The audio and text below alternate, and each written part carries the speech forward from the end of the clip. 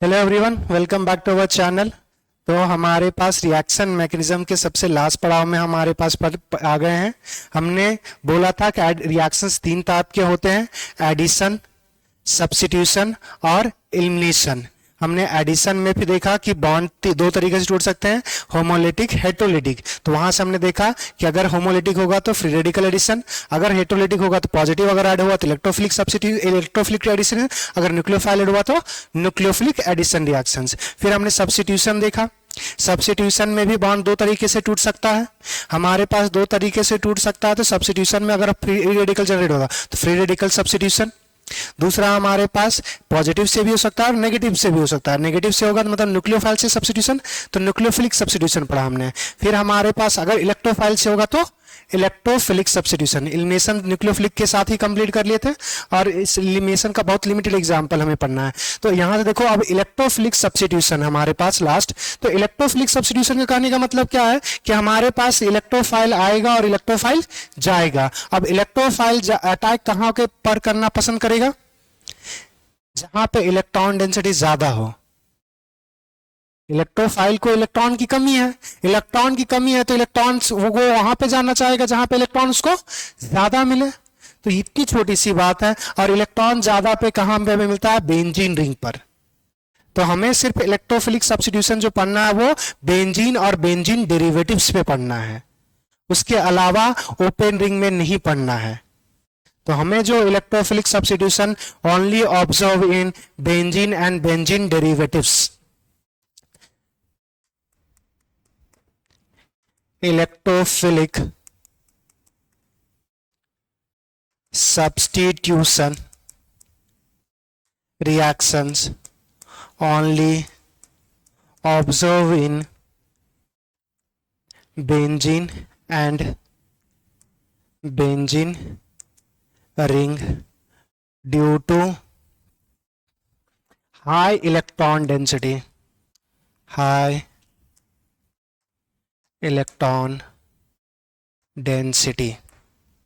Benzene पे electrophilic substitution reactions क्यों होता है? कि बेंजीन पे इलेक्ट्रॉन डेंसिटी हाई है। क्यों बेंजीन पे इलेक्ट्रॉन डेंसिटी क्यों हाई है? क्योंकि इसके पास पाई इलेक्ट्रॉन्स है। बताए थे न्यूक्लियोफाइल होने के लिए तीन कंडीशन हो चाहिए मॉलिक्यूल्स के पास: नेगेटिवली चार्ज, लोन पेयर और पाई बॉन्ड। तो बेंजीन के पास तीन पाई बॉन्ड्स अवेलेबल है। और तीन पाई बॉन्ड जो अवेलेबल होते हैं, तो अगर हम बेंजीन बनाना चाहें, अगर हम बेंजीन मॉलिक्यूल्स ले,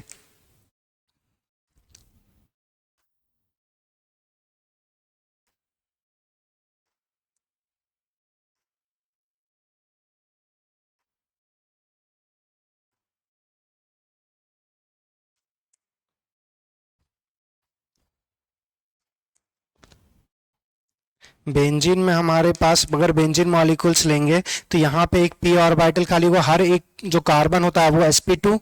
तो एक पी ऑर्बिटल हमारे पास साइड वाइज जो हमारे पास खाली होगा वो परपेंडिकुलर टू क्या होता है? हमारे पास रिंग होगा। तो ये साइड वाइज ओवरलैपिंग पॉसिबल है। तो ये सेम चीज हमारे पास नीचे भी साइड वाइज ओवरलैपिंग होगा एडिशन के साथ। तो हमारे पास जब बेंजीन रिंग बनाते हैं, जब हमारे पास एक बेंजीन रिंग को देखते हैं, तो बेंजीन रिंग को जब देखते हैं तो हमारे पास क्या ऑब्जर्व होगा? एक पाई क्लॉड ऑब्जर्व होगा, या इलेक्ट्रॉन सी भी बोल सकते हैं। इलेक्ट्रॉन सी कहने का मतलब है इस चीज को समझना कि ऊपर हमारे पास क्या होगा?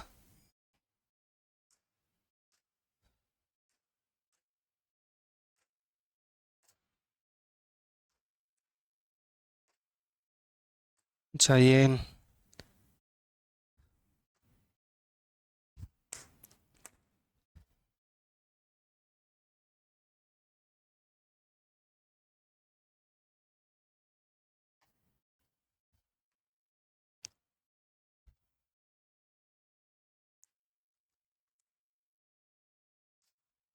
अगर हम बेंजीन रिंग को माने कि ये हमारे पास ये जो ऑर्बिटल्स है, तो बेंजीन रिंग थोड़ा सा अगर हम बेहतर ढंग से बनाते तो थोड़ा सा इसको और बेहतर करते। रुक जाओ।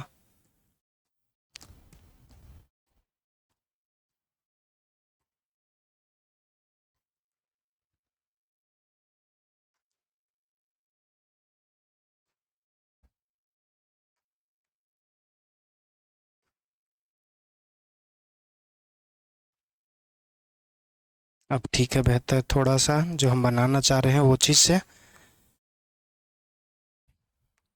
ये जो बेंजीन रिंग जी जैसे दिखेगा, तो बेंजीन रिंग के नीचे तो हमारे पास पाई इलेक्ट्रॉन्स का क्लॉड नजर आएगा, कि ऊपर भी पाई इलेक्ट्रॉन्स, नीचे भी पाई इलेक्ट्रॉन्स, क्योंकि जो नीचे ऑर्बिटल्स ओवरलैप करेगा, तो ओवरलैप करेगा तो एक रिंग का क्लॉड दिखता है, ऊपर भी हमारे पास एक रिंग का क्लॉड। अगर हम इसको अगर बेहतर ढंग से बना दे तो ये कुछ ऐसा, दूसरा कुछ ऐसा, कि ये हमारे पास क्या होगा, एक इलेक्ट्रॉन्स क्लॉड होता है, बेंजीन प्लेनर होता है, तो ऊपर भी इलेक्ट्रॉन्स क्लॉड, नीचे भी इलेक्ट्रॉन क्लॉड। तो बेंजीन पे हाई इलेक्ट्रॉन डेंसिटी की वजह होने से हमारे पास इलेक्ट्रोफाइल्स का अटैक इजीली हो जाता है, तो इलेक्ट्रोफाइल आएगा और इलेक्ट्रोफाइल जाएगा, तो इसी को क्या बोलते हैं, इलेक्ट्रोफिलिक सब्स्टिट्यूशन। तो हमें बेंजीन पे इलेक्ट्रोफिलिक सब्स्टिट्यूशन देखना है। अब हमारे पास बेंजीन पे इलेक्ट्रोफिलिक जो सब्स्टिट्यूशन होता है वो दो स्टेप में होगा। अगर ब्रेक करना चाहते हो तो 3 स्टेप कर सकते हो, मगर हमारे पास मोस्टली जो कॉमन तरीका होता है वो 3 स्टेप कर सकते हैं। एक में हमारे पास इलेक्ट्रोफाइल कैसे जनरेट हुआ, अब इलेक्ट्रोफाइल कैसे जनरेट हुआ, या तो इलेक्ट्रोफाइल वो तो सबसे हटा सकते हैं वो, या तो फिर हम डायरेक्ट कर सकते हैं कि बेंजीन पे इलेक्ट्रोफाइल का एडिशन होगा और फिर हमारे पास इलेक्ट्रोफाइल का रिमूवल, ये 2 अलग-अलग स्टेप में होगा। जैसे हमारे पास SN1 में क्या करते थे, एक बार लिविंग ग्रुप हटाते थे, उसके बाद हमारे पास फिर न्यूक्लियोफाइल ऐड करते थे। उसी तरह क्या करेंगे यहाँ पे कि हमारे पास इलेक्ट्रोफाइल पहले ऐड करेंगे, फिर इलेक्ट्रोफाइल को रिमूव करेंगे, तो ये 2 स्टेप हमारे पास होता है। तो अगर हम बोलेंगे कि इलेक्ट्रोफिलिक सब्स्टिट्यूशन, इलेक्ट्रोफिलिक सब्स्टिट्यूशन अकर इन 2 स्टेप। अगर हम स्टेप 1 की बात करेंगे तो हमारे पास स्टेप 1 में क्या होता है कि अच्छा, यहां से एक रिएक्शंस ले लेते हैं ताकि हमारे पास कुछ आइडिया हो। जैसे अगर हमारे पास एक बेंजीन है, अब यहां पे जो हमारे पास रिमूव जो होता है वो हमेशा एक हाइड्रोजन होगा। H+ कहने का मतलब है कि वो इलेक्ट्रॉन छोड़ के जा रहा है, और H+ मतलब वो उसके पास भी इलेक्ट्रॉन की कमी है, तो वो भी एक इलेक्ट्रोफाइल है। तो जितना भी हमारे पास इलेक्ट्रोफिलिक सब्स्टिट्यूशन करेंगे तो हाइड्रोजन को हटाएंगे। अब यहां से देखो, ये जो हमारे पास होगा यहां पे इलेक्ट्रोफाइल आएगा। अब अगर हमारे पास इस रिंग को समझें, इस रिंग को समझे तो रिंग में हमारे पास क्या होगा, ये पाई इलेक्ट्रॉन्स। तो अगर हमारे पास ये सबसे पहला क्या होता है कि ये जो कहीं से एक डबल बॉन्ड हमारे पास टूटेगा, अगर टूटेगा तो यहां पे हमारे पास क्या आएगा, नेगेटिव, ये इलेक्ट्रोफाइल यहां पे अप्रोच कर देगा, और यहां से बॉन्ड टूटेगा तो यहां पे क्या आ जाएगा, पॉजिटिव। तो ये हमारे पास सिंपली से रिएक्शंस होता है। या फिर इस चीज को पूरा हटा सकते हैं कि इतना लंबा ना लिखे, तो स्टेप हमारे पास क्या होगा कि इलेक्ट्रोफाइल आएगा और सिंपल सा रिएक्शंस कि ये जो इलेक्ट्रोफाइल है वो हमारे पास बेंजीन रिंग में हमारे पास इलेक्ट्रोफाइल अटैच हो जाएगा और यहां से H+ रिमूव हो गया।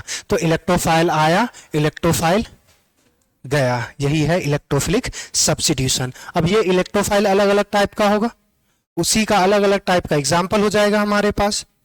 तो सबसे यहां पे, यहां जब तोड़ देते तो हाँ वो बनेगा, तो उसी चीज को समझेंगे। तो हमारे पास इलेक्ट्रोफिलिक सब्स्टिट्यूशन जो होगा वो 2 स्टेप में कर होगा। तो स्टेप 1 में हमारे पास जो होता है वो होता है एडिशन ऑफ इलेक्ट्रोफाइल। पहला जो हमारे पास है वो हमारे पास है एडिशन ऑफ इलेक्ट्रोफाइल। पहले स्टेप में हम लोग करेंगे इलेक्ट्रोफाइल। अगर हमारे पास इलेक्ट्रोफाइल जनरेट नहीं हुआ तो जनरेट करेंगे। तो मान के चल रहे हैं कि पहले से हमारे पास इलेक्ट्रोफाइल जनरेट हो चुका है, तो यहां पे ये क्या था हमारे पास, इलेक्ट्रोफाइल।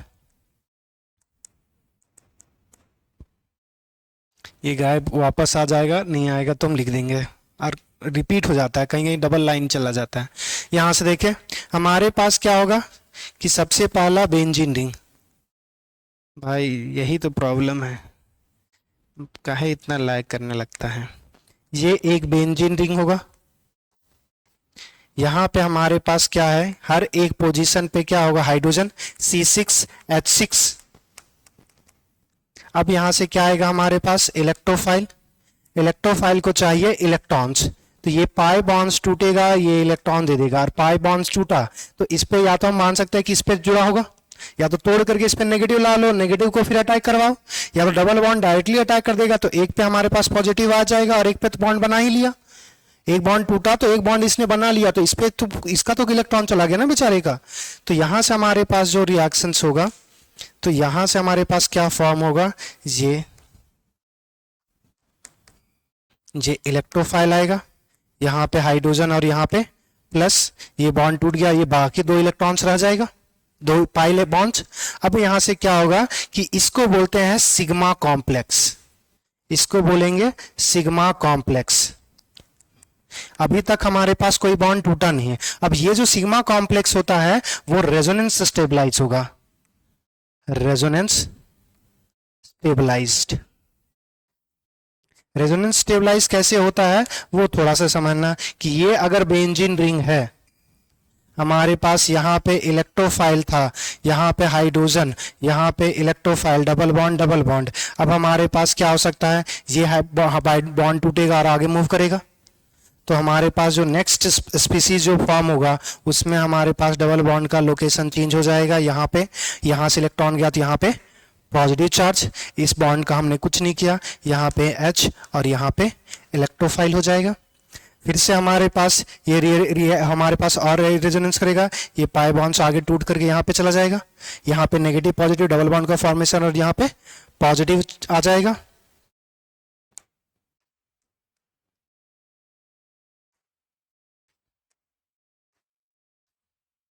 डबल बॉन्ड यहाँ पे पॉजिटिव, यहाँ पे हाइड्रोजन और यहाँ पे फिर इलेक्ट्रोफाइल। तो ये अगर तीन रेजोनेटिंग स्ट्रक्चर्स बनाती है, यही तो स्टेबलाइज कर रहा है कार्बोकेटाइन को। अगर हम इसका रेजोनेटिंग हाइब्रिड लिखना चाहेंगे तो सबसे हमारे पास क्या हो जाएगा, जहां से हमारे पास बॉन्ड्स जो हो रहा है मूव कर रहा है उसको हम डॉटेड लाइन से दिखाते हैं। ये डॉटेड लाइन हो गया, पॉजिटिव चार्ज यहाँ से यहाँ पर मूव कर रहा है, या तो ये जहां से डॉटेड लाइन के पॉजिटिव लिखो, या यहाँ पे डेल्टा पॉजिटिव और डेल्टा पॉजिटिव भी लिख सकते हो। तो दोनों में से जो आपको अच्छा लगे वो कीजिए, या तो यहाँ पे पॉजिटिव या तो डेल्टा पॉजिटिव।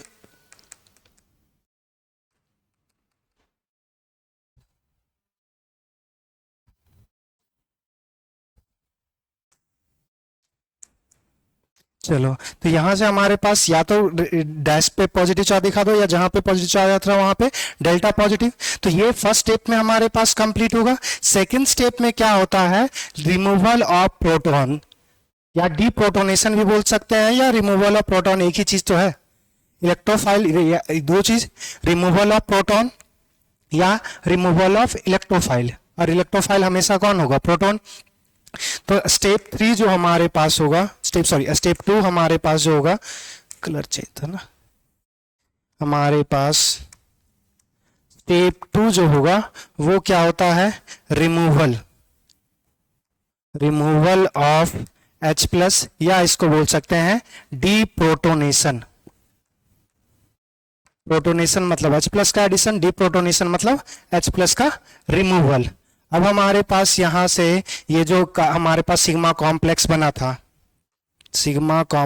था, यहाँ पे पॉजिटिव था, यहाँ पे हाइड्रोजन था, यहाँ पे इलेक्ट्रोफाइल था, डबल बॉन्ड, कोई भी एक पोजीशन यहाँ या यहाँ पे ले लो। अब यहाँ से हमारे पास रिएक्शंस क्या होता है, ये चाहे मॉलिक्यूल देखना, ये हमारे पास ये जो मॉलिक्यूल्स हुआ ये नॉन एरोमेटिक है, क्योंकि अब इसके पास 6 इलेक्ट्रॉन्स नहीं है। 4n+2 को सेटिस्फाई कर दे, वही हमारे पास हकल रूल्स को जो सेटिस्फाई कर दे, प्लेनर होना चाहिए, साइक्लिक रेजोनेंस होना चाहिए और 4n+2 को सेटिस्फाई करना चाहिए। तो यहाँ 4n को सेटिस्फाई नहीं करा, साइक्लिक रेजोनेंस भी नहीं है, तो एरोमेटिक नहीं है, तो ये नॉन एरोमेटिक है। मगर जैसे इसमें चेंज होगा स्टेबिलिटी घटेगी, मगर मॉलिक्यूल्स में अभी भी रेजोनेंस पॉसिबल है। तो रेजोनेंस पॉसिबल है, मगर ये अभी भी कैसा है, लेस स्टेबल, क्योंकि रेजोनेंस से हमारे पास रेजोनेंस अगर हो रहा है तो रेजोनेंस से कहीं ज्यादा स्टेबल कौन करता है, एरोमेटिक। तो ये नॉन एरोमेटिक है। अगर मॉलिक्यूल्स नॉन एरोमेटिक से अगर एरोमेटिक बन सकता है तो इजीली हमेशा चाहेगा। अब यहां से क्या है कि ये हाइड्रोजन का सेक्रीफाइस करेगा, जहां पे इलेक्ट्रोफाइल लगा उसके हाइड्रोजन का सेक्रीफाइस होगा, तो ये हाइड्रोजन इलेक्ट्रॉन देगा, तो यहाँ पे नेगेटिव और यहाँ पे पॉजिटिव, क्या पाई बॉन्ड्स का फॉर्मेशन होगा। और पाई बॉन्ड्स के फॉर्मेशन से ही क्या डायरेक्ट हमारे पास ये जो मॉलिक्यूल्स होगा वो हमारे पास एरोमेटिक हो जाएगा। तो ये मॉलिक्यूल्स कैसा था, नॉन एरोमेटिक, और ये कैसा हो गया, एरोमेटिक, हमारे पास H+। अब देखो यहाँ पे दो रिएक्शंस है, दो स्टेप में अगर हम कर रहे हैं तो हमारे पास हमेशा जो जनरली जो होता है वो फर्स्ट स्टेप, क्योंकि ये नॉन हमारे पास एरोमेटिक से कैसा चेंज हो रहा है, ये मॉलिक्यूल जो हमारे पास है वो एरोमेटिक से कैसा हो रहा है, नॉन एरोमेटिक, और ये नॉन एरोमेटिक से एरोमेटिक। मगर ये भी मॉलिक्यूल स्टेबल है, मगर इससे ज्यादा स्टेबल ये है। अब देखो किसी किसी में फर्स्ट स्टेप स्लोवेस्ट होता है और किसी किसी में सेकंड स्टेप स्लोवेस्ट होता है। तो जनरली जो होता है वो हमारे पास फर्स्ट स्टेप स्लोवेस्ट होता है, फर्स्ट स्टेप स्लोवेस्ट होगा। मगर हमारे पास आयोडीनेशन मतलब आयोडीन के एडिशन में और सल्फोनेशन मतलब सल्फोनी ग्रुप के एडिशन में हमारे पास सेकंड स्टेप जो होता है वो स्लोवेस्ट स्टेप होगा। फर्स्ट स्टेप कोई भी प्रोसेस, कोई भी इलेक्ट्रोफिलिक सब्स्टिट्यूशन रहे तो उसमें हमारे पास क्या होगा, फर्स्ट स्टेप स्लोवेस्ट स्टेप। मगर अगर आयोडीनेशन, आयोडीन का एडिशन हो या फिर हमारे पास सल्फोनेशन मतलब सल्फोनिक ग्रुप का एडिशन हो तो उस केस में हमारे पास सेकेंड स्टेप जो होगा वो स्लोवेस्ट स्टेप होगा। इतनी बातें क्लियर। तो इसी चीज को इधर कर देते हैं।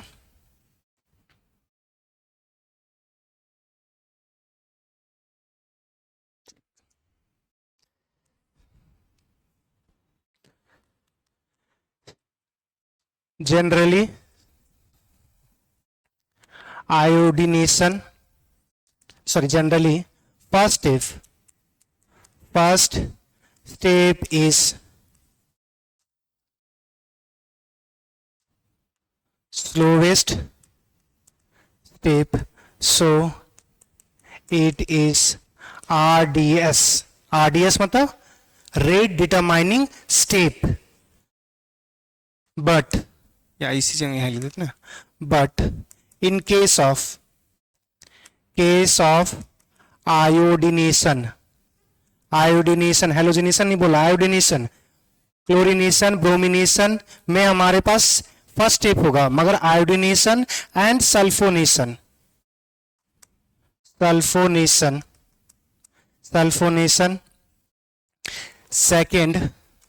Second step is slowest and RDS step। Clear इतनी बात है। अब यहां से देखो हमारे पास आइसोटोपिक सब्स्टिट्यूशन भी डिपेंड कर जाता है। अगर हमारे पास अगर हमारे पास हाइड्रोजन की जगह ड्यूटेरियम लगा दे तो उस केस में हमारे पास रिएक्शंस माइनस कर जाएगा। अब देखो तो हमारे पास प्रोटोनेशन कब हमारे पास इंपैक्ट डालेगा कि आइसोटोपिक सब्स्टिट्यूशन कब इंपैक्ट डालेगा, जब हमारे पास जिस केस में हमारे पास हाइड्रोजन का जो टूटना होगा वो हमारे पास स्लोएस्ट स्टेप होगा। अगर जिसमें ये स्लोएस्ट स्टेप है तो ये फास्टेस्ट स्टेप होगा। तो इसमें हमारे पास हाइड्रोजन हो या ड्यूटेरियम हो कोई मतलब नहीं है। जिसमें ये सेकेंड स्टेप स्लोएस्ट हो उसके लिए लेना देना है। तो अगर हमारे पास एक छोटा सा बात कि if second step is slowest step, then isotopic substitution can impact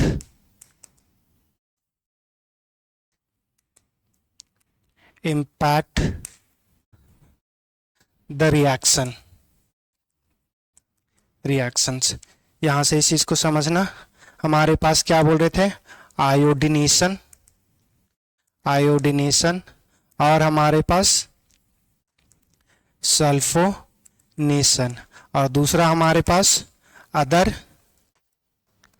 electrophilic substitution. हमारे पास स्लो स्टेप कौन सा होगा, अगर आयोडिनेशन और सल्फोनेशन है तो सेकेंड स्टेप, अगर बाकी कोई दूसरा होगा तो फर्स्ट स्टेप।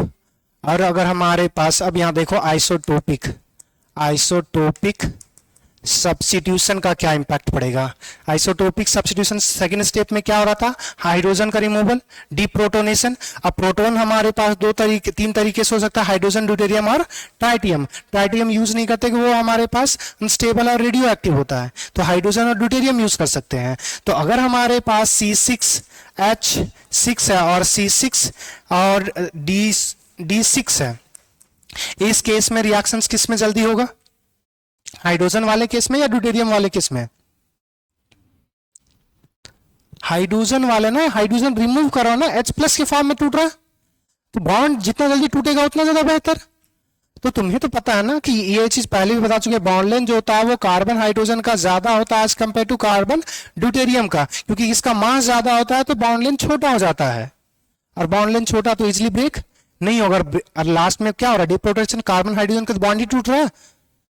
दूसरा, अगर हमारे पास कोई दूसरा अगर हमारे पास रिएक्शन है तो C6D6 और C6H6 में कौन सा रिएक्शन हमारे पास किसमें सबसे स्मूथेस्ट होगा या सबसे फास्टेस्ट। हमने अभी कुछ देर पहले सेकेंड स्टेप में ये फैक्टर डिपेंड करेगा, मगर अगर जिसका स्लोएस्ट स्टेप फर्स्ट स्टेप है तो उसके लिए फिर कोई मतलब ही नहीं ना, सेकेंड स्टेप तो फास्टेस्ट होगा। अरे अगर किसी का सेकेंड स्टेप है तो सेकेंड स्टेप में H+ निकल रहा है ना, H+ निकलेगा या D+ निकलेगा, तो उस पर डिपेंड कर जाएगा कि कौन जल्दी तोड़ रहा है बॉन्ड। मगर अगर सेकेंड स्टेप ही फास्टेस्ट स्टेप है तो उसमें कार्बन से हाइड्रोजन लगा हुआ है या ड्यूटेरियम लगा हुआ है, कोई फर्क, वो तो फास्ट स्टेप है ना, और फास्ट स्टेप का कोई मतलब। तो ये लगभग अप्रॉक्स हमारे पास सेम रिएक्शन शो करेगा। क्या बात समझ में आया। अच्छा, यहाँ पे डायरेक्ट सल्फोनेशन और आयोडोनेशन पे आ गया। यहाँ से एक छोटा सी चीज देखेंगे, ये पहले थोड़ा सा बता देना चाहिए था, अब यहाँ से अगर नहीं दिया तो कुछ नहीं। यहाँ से हमारे पास example of electrophilic substitution and nucleophilic substitution, sorry electrophilic substitution, example of electrophilic substitution. जो सबसे पहला पढ़ना है वो हमारे पास पढ़ना है हैलोजिनेशन। हैलोजिनेशन का कहने का मतलब, तो इलेक्ट्रोफाइल क्या होगा, हैलोजन होगा। दूसरा हमारे पास, दूसरा जो हमें पढ़ना है वो पढ़ना है नाइट्रेशन। नाइट्रेशन कहने का मतलब NO2 का एडिशन। नाइट्रेशन मतलब X का एडिशन,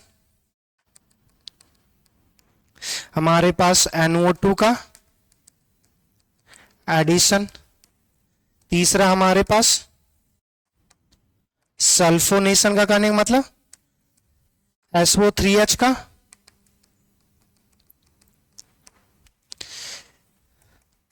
तीसरा हमारे पास हो गया चौथा होता है हमारे पास फ्रीडल क्राफ्ट रिएक्शन। ये Friedel craft reaction electrophilic substitution है। इसी में हमारे पास दो टाइप का होता है, एक को बोलते हैं alkylation, Friedel craft alkylation. Alkylation मतलब R ग्रुप का अल्काइल ग्रुप का एडिशन, और हमारे पास दूसरा जो होगा वो असाइलेशन बोलते हैं। असाइलेशन, असाइल ग्रुप का कहने का मतलब होता है C+O R का एडिशन, इसको बोलते हैं असाइल ग्रुप। इस कीटोन जैसा दिख रहा है, यही जो कीटोन में अब हमारे पास एक साइड हटा दो या एल्डिहाइड मान लो, तो एक साइड कार्बोनाइल एक साइड कार्बन से कनेक्ट होगा तो उसको बोलते हैं असाइल। तो ये क्या है, फ्रीडल क्राफ्ट दो टाइप का होगा, फ्रीडल क्राफ्ट अल्काइलेशन और फ्रीडल क्राफ्ट असाइलेशन।